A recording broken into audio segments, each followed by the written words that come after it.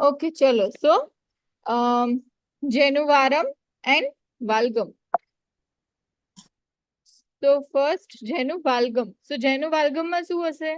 Valgam. So Valgam means distal part will be away from the midline, right? So distal part will be away from the midline. So here, અહીંયા દેખાય છે? આ distal part છે. તો એ આ midline થી દૂર છે. કેમ કે જેનું valgam છે. So Januvalgam means distal part will be away from the midline. And Januvaram means distal part will be towards the midline. So અહીંયા midline છે આ અને આ distal part છે એ towards the midline છે અને આ proximal part છે. Proximal part દૂર છે. હવે જો distal part midline ની નજીક હશે તો proximal part will be away from the midline, right?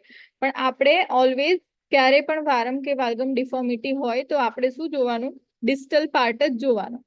So Januvalgam means distal part will be away from the midline. So એને આપણે શું કહીએ બીજું? knock knees, right? So Januvalgam is also known as knock knees and Januvaram is also known as bow legs. Bow legs તમને osteoarthritis વાળા પેશન્ટમાં જોવા મળે. knock knees છે એ પણ કોઈ pediatric population માં normally જોવા મળતું હોય. તો અહીંયા દેખાય છે ડાયાગ્રામમાં. નોર્મલી આપણા બંને નીઝ ના વચ્ચે થોડો ગેપ હોય, 1 to 2 સેન્ટીમીટર જેટલો ડિસ્ટન્સ હોય નોર્મલી. પણ જો એ બંને એકબીજાને ટચ થઈ જાય, બંને નીઝ એકબીજાને ટચ થઈ જાય in the weight bearing position, then it is genu valgum. અને જો આપણા બંને નીઝ છે એ એકબીજાથી વધારે દૂર જતા રહે, જ્યારે પેશન્ટ વેટ બેરિંગ પોઝિશનમાં ઊભું રહેશે અને બંને એન્કલ એકબીજાથી નજીક હોય, બંને ફૂટ એકબીજાથી નજીક હોય અને ની જોઈન્ટ છે એકબીજાથી દૂર હશે, then it is known as Januvaram. So normal 1 to 2 centimetre નો ગેપ હશે normally in between both our knees, જ્યારે આપણે બંને ફૂટ એકબીજાની સાથે આવી રીતે મૂકીને ઊભા રહીએ ત્યારે. પછી Januvalgam means બંને નીઝ એકબીજાને ટચ થયેલા હશે અને ફૂટ છે એકબીજાથી દૂર હશે. Because here we will see the distal part. So distal part is away from the midline, that is valgum deformity. And if distal part is towards the midline, that is varam deformity. હવે next is Januvalgam. પેલું હતું એ just introduction હતું. Januvalgam or it is also known as knock knees. તો Januvalgam માં શું હશે? વાલ્ગમ ની અંદર inward or medial angulation of the leg, એને કહેવાય Januvalgam or knock knee. So it is the inward or medial angulation of the leg over thigh at the knee joint. તો medial angulation હશે, બંને knees એકબીજાથી નજીક હશે, એને કહેવાય Januvalgam. So valgum આપણે હમણાં કીધું એ જ છે, સેમ કે line drawn from the head of the femur to the middle of the ankle joint. આપણે femur માંથી, head of the femur માંથી એક લાઈન પાસ કરવાની અને એ લાઈન નીચે પાસ થશે, નીચે આવશે ત્યારે પાસ થશે from the middle of the ankle joint. અહીંયા દેખાય છે middle of the ankle joint. ત્યાંથી જો આપણે એક લાઈન પાસ કરીએ તો એ લાઈન છે એ ની જોઈન્ટમાં લેટરલી પાસ થશે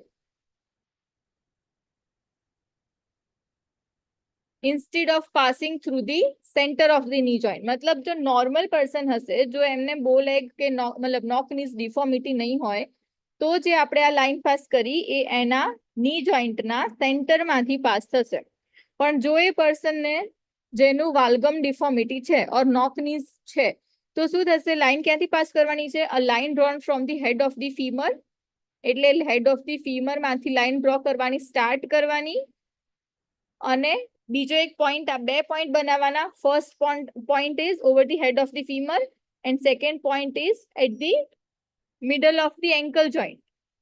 middle of the ankle joint, આ બે પર એક પોઈન્ટ બનાવવાના, પછી એ લાઈનને જોઈન કરવાની. પછી આપણે જોવાનું કે એ લાઈન ની જોઈન્ટમાં ક્યાંથી પાસ થાય છે. જો એ લાઈન ની જોઈન્ટના સેન્ટરમાંથી પાસ થાય, ધેટ મીન્સ કે પર્સનને કોઈ ડિફોર્મિટીઝ નથી અને ની જોઈન્ટ ઇઝ નોર્મલ. પણ જો એ લાઈન જે છે એ પાસ થાય from the lateral to the ની જોઈન્ટ, ની જોઈન્ટ ની લેટરલી પાસ થાય. સી અહીંયા દેખાય છે, અહીંયા ની જોઈન્ટ છે પ્રિયા આવી ગઈ છે, અંદર લેવાનું કે છે. પ્રિયા આવી ગઈ છે, okay.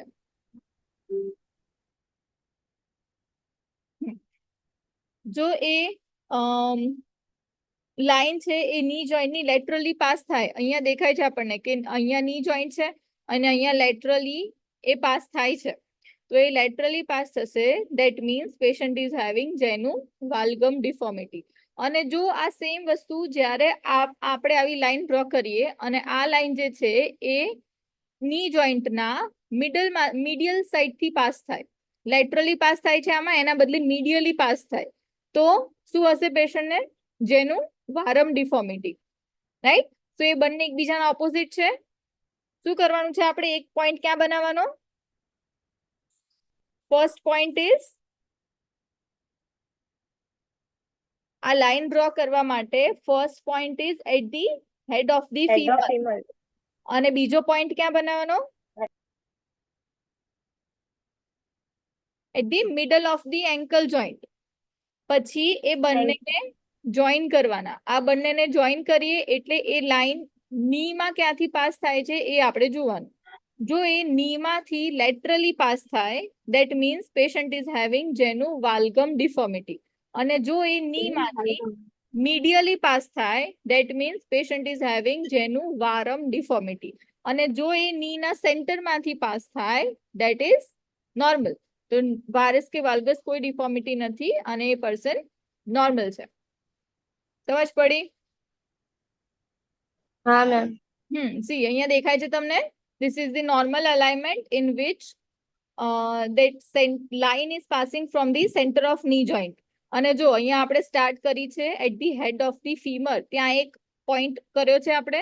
Next point is at the middle of the ankle joint. પછી એ બંનેને જોઈન કરવાની લાઈનને, એ પાસ થાય છે ની જોઈન્ટમાં સેન્ટરમાંથી, ધેટ ઇઝ નોર્મલ. મીડિયલી પાસ થાય તો બોલેક્સ અને લેટરલી પાસ થાય તો નોકનીસ. બરાબર. હવે જેનું વારમ એન્ડ વાલ્ગસ કેમ થાય? occurs due to variable compression of the medial and lateral femoral condyle against the tibial condyle. મતલબ કે જ્યારે આપણે વોકિંગ કરતા હોઈએ કે જ્યારે પણ વેટ બેરિંગ પોઝિશનમાં હોઈએ ત્યારે જેમને વારસ કે વાલ્ગસ ડિફોર્મિટી હોય એ લોકોનું weight bearing, line of weight bearing અલગ અલગ હોય. સો કમ્પ્રેશન થતું હશે એક બાજુ. હવે કઈ બાજુ કમ્પ્રેશન થાય આમાં આવશે. જો જ્યારે આપણું ની જોઈન્ટ નોર્મલ છે, કેમ બધાના વિડીયો ઓફ થઈ ગયા?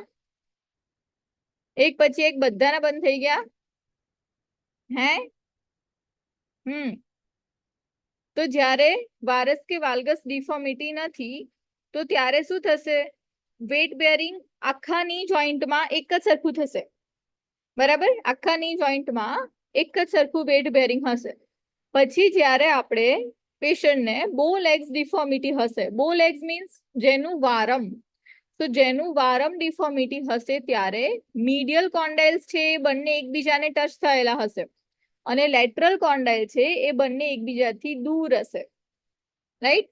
અને જ્યારે પેશન્ટને નોકનીઝ હશે, ધેટ મીન્સ જેનું વાલ્ગમ ડિફોર્મિટી. સો વાલ્ગમ ડિફોર્મિટી હશે ત્યારે લેટરલ કોન્ડાઇલ એકબીજાના કોન્ટેક્ટમાં હશે અને મીડિયલ કોન્ડાઇલ જે છે એ એકબીજાથી દૂર હશે. હવે આવી કન્ડિશનમાં જ્યારે પેશન્ટ વેટ બેરિંગ કરશે, સ્ટેન્ડિંગ, વોકિંગ, રનિંગ, કોઈ પણ એક્ટિવિટી કરશે તો ત્યારે શું થશે? બો લેગ્સ ની અંદર મીડિયલ કોન્ડાઇલ ઉપર જ વધારે ફોર્સ આવશે, મીડિયલ કોન્ડાઇલ ઉપર જ વધારે વેટ બેરિંગ ફોર્સિસ આવશે, કમ્પ્રેશન ફોર્સિસ આવશે. તો એના લીધે ઇન ફ્યુચર પેશન્ટને early arthritic changes થઈ શકે. So medial compartment O is more common in bow legs.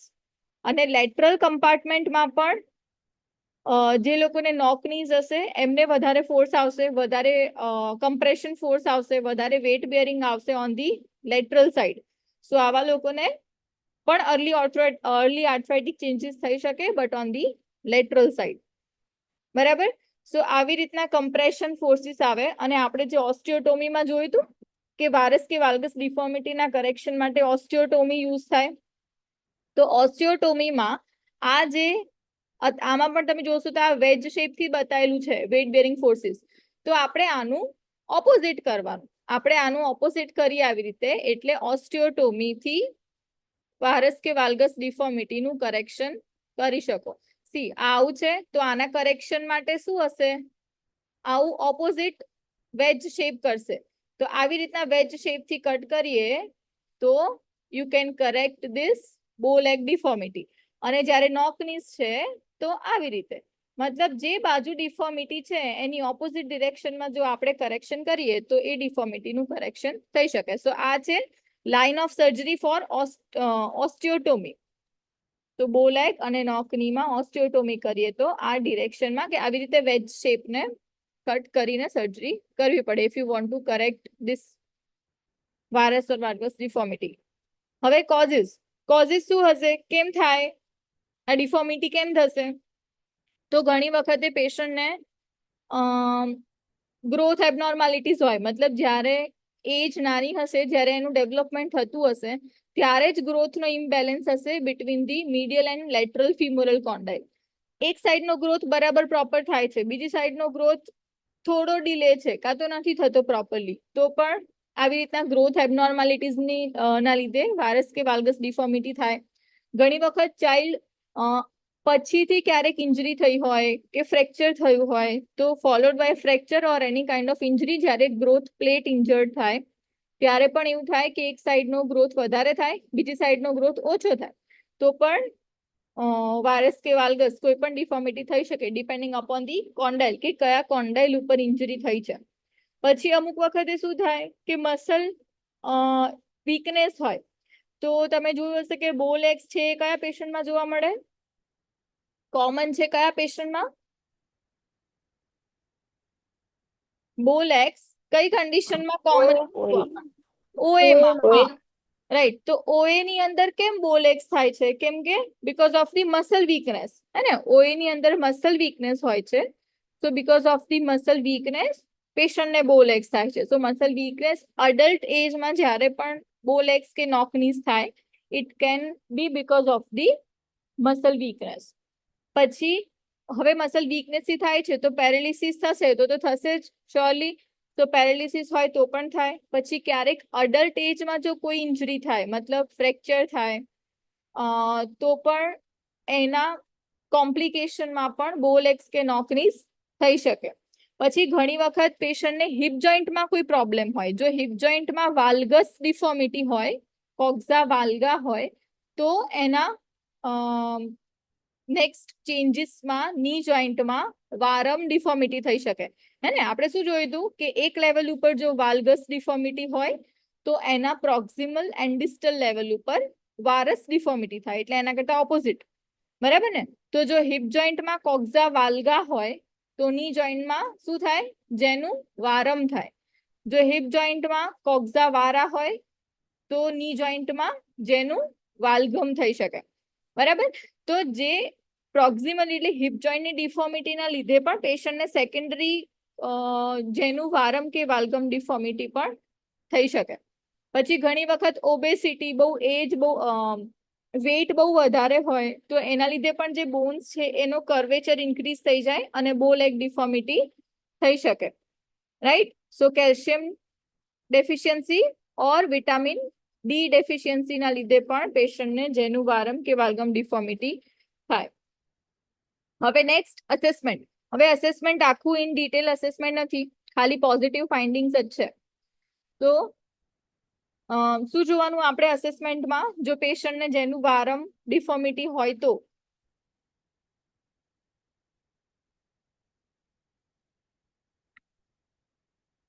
શું જોવાનું આપણે સૌથી પહેલા તો જે પેલું કીધું અસેસમેન્ટમાં કે લાઈન જોવાની જે સેન્ટ્રલ લાઈન કે ક્યાંથી પાસ થાય છે ફ્રોમ ધી લેટરલ ટુ ની જોઈન્ટ પાસ થાય તો કઈ ડિફોર્મિટી હોય if that weight bearing line passes lateral to the knee joint તો કઈ ડિફોર્મિટી હોય નોકનીસ વારમ જેનું વારમ હા અને જો વેટ બેરિંગ લાઈન છે એ ની જોઈન્ટ ની મીડિયલી પાસ થાય તો હોય જેનું વાલ્ગમ ડિફોર્મિટી સો આપણે વેટ બેરિંગ લાઈન જોવાની અસેસમેન્ટમાં અને એ વેટ બેરિંગ લાઈન તમે આવી રીતે જે આમાં બતાવેલી છે એવી રીતના પણ જોઈ શકો વિથ ધી ગોનિયોમીટર પછી બીજું મેજર ટેપ થી પણ તમે ડ્રો કરીને જોઈ શકો, અને જો એકદમ એક્યુરેટલી જોવું હોય તો એક્સરે માં સૌથી વધારે એક્યુરેટ એક્સરે માં જોઈ શકાય, રાઈટ. પછી નેક્સ્ટ છે intermalleolar distance is noted which could vary from 2 inches to 20 inches. intermalleolar distance આપણે આ શું જોઈએ છીએ અત્યારે? નોકનીઝ જોઈએ છીએ, રાઈટ, જેનું વાલ્ગમ જોઈએ છે. તો જેનું વાલ્ગમ ની અંદર શું થશે? ડિસ્ટલ પાર્ટ છે અવે ફ્રોમ ધી મિડલાઇન થી દૂર હશે, તો એટલે આપણે intermalleolar distance જોઈએ છીએ. સો બંને મેલ્યુલાઈ વચ્ચેનું ડિસ્ટન્સ, જો બંને મેલ્યુલાઈ વચ્ચેનું ડિસ્ટન્સ 2 inches to 20 inches હોય, 2 to 20 inches આટલું હશે, that indicates excessive distance, અને એ ઇન્ડિકેટ કરે કે પેશન્ટને વાલ્ગમ ડિફોર્મિટી છે, that means distal part is away from the midline. પછી angle of જેનું વાલ્ગમ is measured with the goniometer or using weight bearing x-ray, જે આપણે હમણાં કીધું એ કે એક્સરે માં પણ થાય અને ગોનિયોમીટર થી પણ તમે ચેક કરી શકો. પછી નેક્સ્ટ બીજું ક્યુ એંગલ. ક્યુ એંગલ પણ જોવાનો કે પેશન્ટ નો ક્યુ એંગલ કેટલો છે. So what is Q angle? યાદ છે? ક્યુ એંગલ શું હોય? ક્યાંથી ડ્રો કરવાની લાઈન? ફીમર થી, ફીમર, વચ્ચે, ફીમર અને બીજી આવશે ટીબિયા મિડલાઇન ઓફ, હા મિડલાઇન ઓફ ટીબિયા. હા. ઓકે, સો આપણે જોવાનું first line is drawn from the anterior superior iliac spine, એટલે ASIS through the centre of patella. આપણે એ ફર્સ્ટ લાઇન ડ્રો કરવાની ફ્રોમ ASIS, અને એ સેન્ટર ઓફ પટેલા થી પાસ થવી જોઈએ. So from ASIS to centre of patella to the centre of tibial tubercle, એટલે બે લાઇન પાસ કરવાની. First line is from the ASIS to centre of patella, બીજી line draw કરવાની from the centre of patella to tibial tubercle, બરાબર, tibial ટ્યુબરકલ. આમાં diagram નથી. Okay, સો આવી રીતે બે લાઇન પાસ કરવાની, અને એ બે લાઇન નું ઇન્ટરસેક્શન, મતલબ એ બંને લાઇન જ્યાં ક્રોસ કરશે એ એંગલ આપણે મેજર કરવાનો. સો ધી નોર્મલ એંગલ કેટલો હશે? 12 to 18 degrees. 12 degrees for male patient અને 17 to 18 degrees for the female patient. Female ની અંદર વધારે હોય ક્યુ એંગલ, મેલ ની અંદર ઓછો હોય.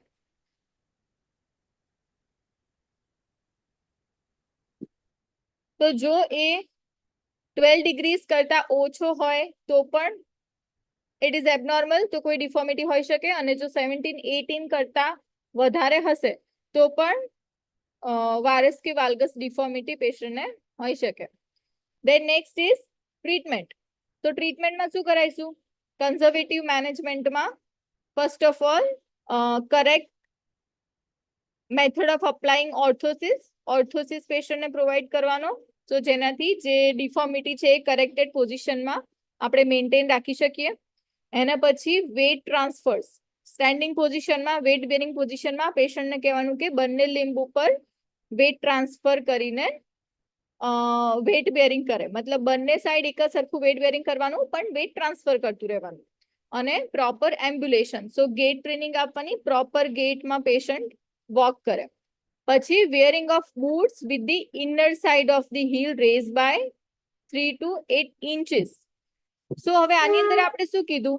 Inner side of the heel raise કરવાની. હવે કેમ ઇનર સાઇડ? મતલબ મીડિયલ સાઇડ. મીડિયલ સાઇડમાં કેમ હીલ રેઝ આપવાનું? મીડિયલ સાઇડમાં હીલ રેઝ કેમ આપવાનું? બીકોઝ ફૂટ ના થાય એટલે, ફ્લેટ ફૂટ ના થાય એટલે. હા, પણ આ કઈ ડિફોર્મિટી છે આપણી? આપણે શેનું જોઈએ છે અત્યારે? નોકનીઝ, રાઈટ? તો નોકનીઝમાં આપણે શું જોયું? નોકનીઝમાં આપણે શું જોયું હતું કે અહીંયા આગળ આ જે બંને જોઈન્ટ છે એ એકબીજાથી દૂર છે. તો એ ડિફોર્મિટીને કરેક્ટ કરવા માટે આપણે એને મીડિયલ સાઈડ પર હીલ રેઝ આપવાનું, તો તમે પ્રિવેન્ટ કરી શકો નેક્સ્ટ ફર્ધર ડિફોર્મિટી. એટલે હમણાં કીધું એમ કે ફ્લેટ ફીટને તમે અવોઇડ કરી શકો. પછી હિપ જોઈન્ટની અંદર પણ વારસ ડિફોર્મિટીને પ્રિવેન્ટ કરી શકો, કેમ કે અહીંયા આગળ વાલ્ગસ ડિફોર્મિટી છે નીમાં, તો દેર આર ચાન્સીસ કે પેશન્ટને હિપની અંદર કોક્ઝા વારા ડિફોર્મિટી થઈ શકે, બરાબર. તો એને પણ પ્રિવેન્ટ કરી શકો અને ફૂટમાં પણ ડિફોર્મિટીને પ્રિવેન્ટ કરી શકો. તો આ બંને પ્રોક્સિમલ અને ડિસ્ટલ પાર્ટના ડિફોર્મિટીઝને અવોઇડ કરવા માટે હીલ રેઝ આપવાનું પેશન્ટને મીડિયલ સાઈડમાં. અને જો પેશન્ટને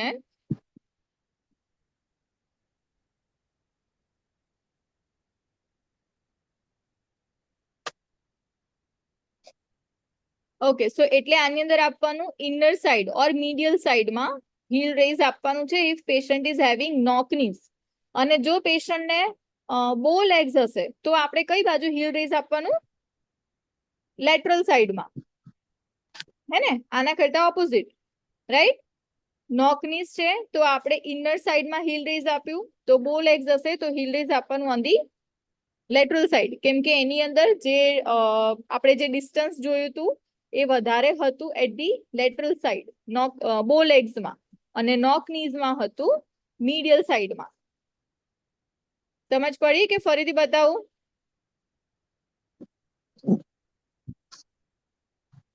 ફરીથી બતાવું? પડી મેમ.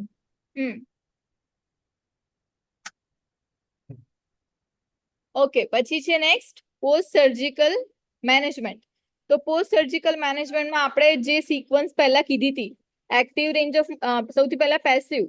પેસિવ બધામાં હશે એવું કમ્પલસરી નહીં, પણ જેમાં જરૂર હોય એમાં પેસિવ, દેન એક્ટિવ અસિસ્ટેડ, પછી એક્ટિવ, રાઈટ? તો એવી રીતના અહીંયા પણ આવશે એક્ટિવ ની મૂવમેન્ટ્સ.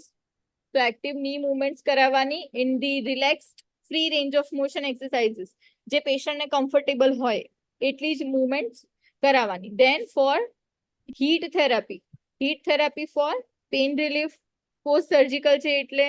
પછી strengthening exercises of quadriceps, hamstring અને ગ્લુટિઆઈ. તો આ બધા મસલનું સ્ટ્રેન્થનિંગ પણ કરાવવાનું, કેમ કે આપણે જોયું હતું કે વારસ કે વાલ્ગસ કોઈ પણ ડિફોર્મિટી મસલ વીકનેસ થી પણ થઈ શકે. તો ક્વાડ્રિસેપ્સ, હેમસ્ટ્રિંગ અને ગ્લુટિઆઈનું સ્ટ્રેન્થનિંગ કરાવવાનું. સ્ટ્રેન્થનિંગમાં સૌથી પહેલા સ્ટાર્ટ કરવાનું ફ્રોમ ધી આઇસોમેટ્રિક, એના પછી કરાવવાનું આઇસોટોનિક. તો આઇસોમેટ્રિક સૌથી પહેલા, પછી આઇસોટોનિક, અને આઇસોટોનિકમાં પણ પહેલા મેન્યુઅલ રેઝિસ્ટન્સ, એના પછી વિથ થેરાબેન્ડ. તો તમે જ્યારે એક્ઝામમાં લખો ત્યારે આવી રીતે સિક્વન્સમાં લખવાનું. થેરાબેન્ડ થી હોય તો તમે થેરાબેન્ડ વાળો ડાયાગ્રામ ડ્રો કરી શકો. એક્ટિવ મુવમેન્ટ હોય તો ની જોઈન્ટમાં તો એમાં પણ સ્ટિક ડાયાગ્રામ ડ્રો કરીને બતાવવાનું, હે ને? તો થોડું પ્રેઝન્ટેશન પણ સારું લાગે અને કન્ટેન્ટ પણ થોડું વધારે લાગે. Then when the patient is allowed to walk, vein transfer should be done in stages till independent ambulation is achieved. Stages मतलब કે પહેલા patient with support weight transfer કરે, પછી વિધાઉટ સપોર્ટ વેટ ટ્રાન્સફર કરે, અને ની જોઈન્ટ છે સો પ્રોપ્રિયોસેપ્શન પણ અફેક્ટેડ હોઈ શકે. સો પ્રોપ્રિયોસેપ્શન માટે વિથ આઈઝ ક્લોઝડ અને આઈઝ ઓપન અને વિથ પર્ટ્યુબેશન. તો આવી રીતે પેશન્ટને વેટ ટ્રાન્સફર કરાવવાનું ઇન ધી સિક્વન્સ. ધીરે ધીરે પ્રોગ્રેશનમાં આગળ જતું જવાનું. પછી એની tendency for recurrence should be carefully observe, મતલબ આ સર્જિકલી કરેક્ટ કરેલું છે તો ચાન્સીસ છે કે પેશન્ટને આફ્ટર સર્જરી થોડા ટાઈમ પછી ફરીથી થઈ શકે સેમ ડિફોર્મિટી. એટલા માટે આપણે સ્ટ્રેન્થનિંગ એક્સરસાઇઝીસ પ્રોપરલી કરાવવાની, કે જો મસલનો સપોર્ટ હશે તો ફરીથી રીઅકરન્સ નહીં થાય, નહીતર રીઅકરન્સ થઈ શકે પેશન્ટને. બરાબર. હવે આપણે સાથે સાથે જોયું હતું બો લેગ્સ, તો આ એ જ હશે જે આપણે આગળ જોયું હતું. તો જેનું વારમ એકવાર ફટાફટ ક્વિકલી જોઈ લઈએ, જે એ જ છે કે બીજું કંઈ નવું છે? બરાબર. તો આપણે શું જોયું હતું? ની જોઈન્ટ રિમેઇન વાઇડ અપાર્ટ. હવે આ શું છે? જેનું વારમ ઓર બો લેગ્સ. તો વારમ એટલે શું? Distal part will be towards the midline. તો ડિસ્ટલ પાર્ટ મિડલાઇન થી નજીક હશે, તો પ્રોક્સિમલ પાર્ટ મતલબ ની જોઈન્ટ એ મિડલાઇન થી દૂર હશે. તો એટલે ની જોઈન્ટ રિમેઇન વાઇડ અપાર્ટ, એટલે નીઝ જે છે એકબીજાથી દૂર હશે. It is usually bilateral, normally bilateral હોય. કોઝિસ પણ આપણે જોયા હતા કે ચાઇલ્ડ હોય જે અર્લી વેટ બેરિંગ સ્ટાર્ટ કરી દીધું હોય એને, મતલબ કે ઘણા લોકો હોય જે નાની એજમાં જ ફટાફટ વોકિંગ, સ્ટેન્ડિંગ બધું શીખી જાય. તો એ લોકોમાં, અને જો એ ચાઇલ્ડનું વેટ વધારે છે તો શું થશે? વેટ વધારે છે, એજ નાની છે, so bones are not that mature. અને પછી એ જો એ સ્ટેન્ડિંગ પોઝિશનમાં આવશે તો શું થશે? એના જે બોન્સ છે, લોંગ બોન છે, એ કર્વ થઈ જશે, મતલબ એ આમ વળી જશે. તો એ વળી જશે એટલે બો લેગ ડિફોર્મિટી ડેવલપ થઈ શકે. સો એટલે ચિલ્ડ્રનમાં જોવા મળે because of the early weight bearing and deficiency of calcium and vitamin D. અને બીજું એક રીઝન છે કે જે ચાઇલ્ડ છે એનું વેટ વધારે હોય, ચાઇલ્ડ ઓબેસિટી હોય તો પણ થઈ શકે. અને અડલ્ટની અંદર ઓએ ઓસ્ટિયોઆર્થરાઇટિસ હશે તો એના પણ પ્રોગ્રેશનમાં પેશન્ટને થઈ શકે. બરાબર. પછી એક આ આપણે જોવાનું બાકી હતું કે નોર્મલ ડેવલપમેન્ટમાં આપણે લાસ્ટ ટાઈમ કીધું હતું કે જે ન્યૂબોર્ન બેબીઝ હોય એમાં પણ સ્ટાર્ટિંગના થોડા યર્સમાં તમને બો લેગ્સ જોવા મળે, એ નોર્મલ છે. તો ક્યાં સુધી હોય? તો ઇન ધી ન્યૂબોર્ન પીરિયડ જેનું વારમ ડિફોર્મિટી હોય જ બધા બેબીઝમાં. એના પછી ધીરે ધીરે જેમ જેમ 20 to 22 મંથની એજ થશે એના પછી ધીરે ધીરે સ્ટ્રેટ થવાનું ચાલુ થશે. અને પછી એ ધીમે ધીમે રિવર્સ થતું થતું 10 to 15 ડિગ્રીઝનો ક્યુ એંગલ અચીવ થશે. રાઈટ. સો ન્યૂબોર્ન ની અંદર બો લેગ્સ ઇઝ કોમન, પણ પછી જેમ જેમ અડલ્ટ એજ આવતી જશે એમ એમ એનો ક્યુ એંગલ ડેવલપ થતું જશે અને બો લેગ ડિફોર્મિટી કરેક્ટ થતી જશે. બરાબર છે. તો આ બધું આપણે જોયું, સેમ એજ છે. કોઝિસ પણ જોયા જે વારસ અને વાલ્ગસ બંનેના નિયરલી સેમ જ હશે. ઓકે. હવે ટ્રીટમેન્ટ. તો ટ્રીટમેન્ટમાં પીટી મેનેજમેન્ટમાં જે પેલામાં હતું એ જ હશે, બટ એના કરતા થોડું ઓપોઝિટ હશે. મતલબ કે પેલાની અંદર આપણે જોયું હતું કે તમે શું કરતા હતા? હીલ રેઝ આપતા હતા ઓન ધી મીડિયલ સાઈડ, જેનું વાલ્ગમમાં. તો જેનું વારમમાં શું આપવાનું? Heel raise on the lateral side. Right. તો પેલામાં જે હતું એના કરતા ઓપોઝિટ, આની અંદર બધું એના કરતા opposite, reverse. Right? So surgical shoes with the heel raise on the outer side. જ્યારે પેલામાં હતું inner side. અને આ જે છે એનું પોસ્ચર છે કે જ્યારે પેશન્ટને જેનું વાલ્ગમ હોય તો એના પ્રોગ્રેશનમાં બીજી કઈ કઈ ડિફોર્મિટી થઈ શકે, પ્રોગ્રેસિવ ડિફોર્મિટીઝ છે.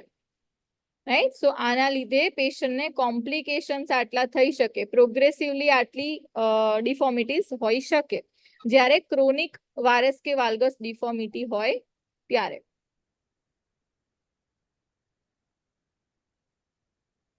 બરાબર. અને પછી આ ઇન ડિટેલ અસેસમેન્ટ છે જે તમારે 3rd યરમાં આવતું હતું.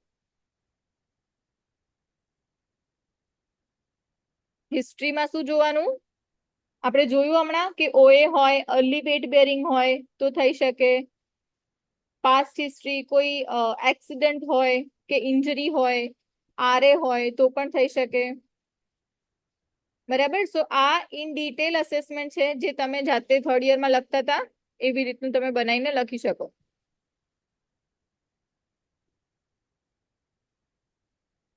ચલો, કઈ ડાઉટ હવે આટલામાં?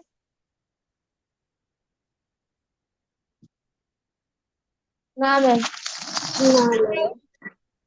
બધું ખબર પડી? હા મેમ.